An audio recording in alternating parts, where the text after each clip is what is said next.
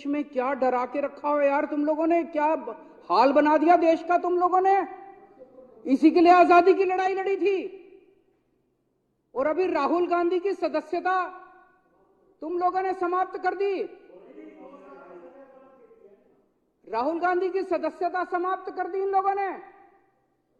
नमस्कार, आज फिर आपके सामने हाजिर हूं एक नई खबर के साथ। तो वीडियो को पूरा देखें और इससे संबंधित जो भी बात है आप हमें कमेंट बॉक्स में दे सकते हैं। तो चलिए शुरू करते हैं। राहुल गांधी की राजनीतिक सदस्यता रद्द होने के बाद विपक्षी पार्टी लगातार बीजेपी पर निशाना साध रही है।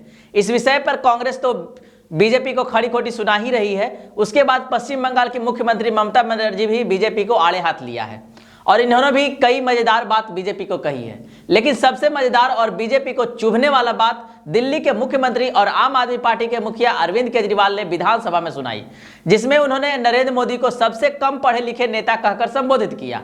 अरविंद केजरीवाल ने नरेंद्र मोदी को क्या कुछ कहा, पहले आप सुन लीजिए। मेरे को एक ऑटो रिक्शा वाला मिला। ऑटो रिक्शा वाला मेरे को कहता है, जी आजकल व्हाट्सएप भेजने में डर लगता है। मैंने कहा क्यों? कहता कभी गिरफ्तार ना कर ले। पूरे देश में क्या डरा के रखा हो यार तुम लोगों ने, क्या हाल बना दिया देश का तुम लोगों ने। इसी के लिए आजादी की लड़ाई लड़ी थी।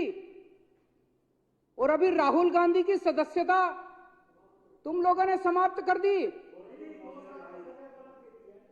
राहुल गांधी की सदस्यता समाप्त कर दी इन लोगों ने। डरते हो यार तुम लोग, तो बहुत डरपोक निकले। भारत के इतिहास में सबसे भ्रष्ट प्रधानमंत्री अगर कोई हुआ है, सबसे भ्रष्ट प्रधानमंत्री अगर कोई हुआ है, भारत के इतिहास में सबसे भ्रष्ट,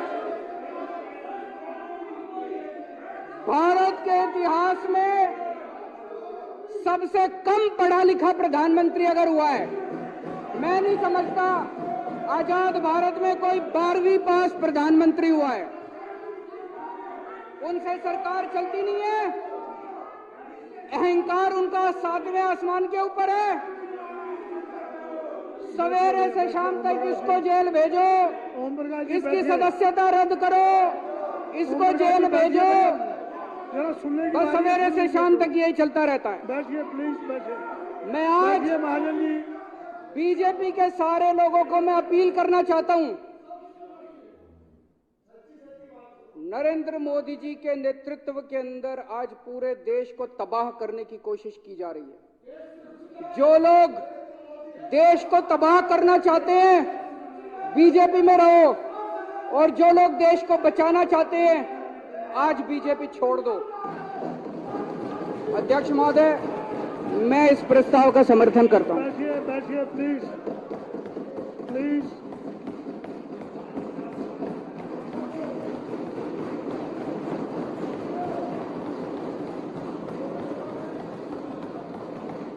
जब आप इनकी बातों को सुन ही लिए तो अब आप मेरी बात सुनिए।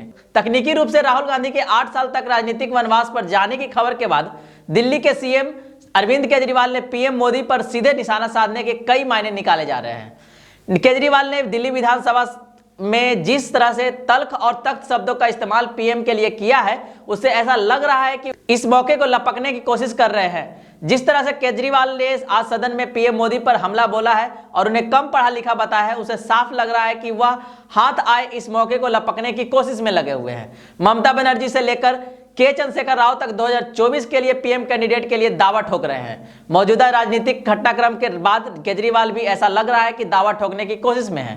केजरीवाल ने कहा कि एक अहंकारी, तानाशाह, कम पढ़े लिखे व्यक्ति से देश को बचाना पड़ेगा।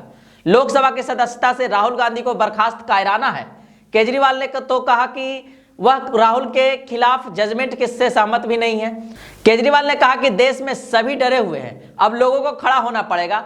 मेरी लोगों से अपील है कि वो हमारे साथ आए।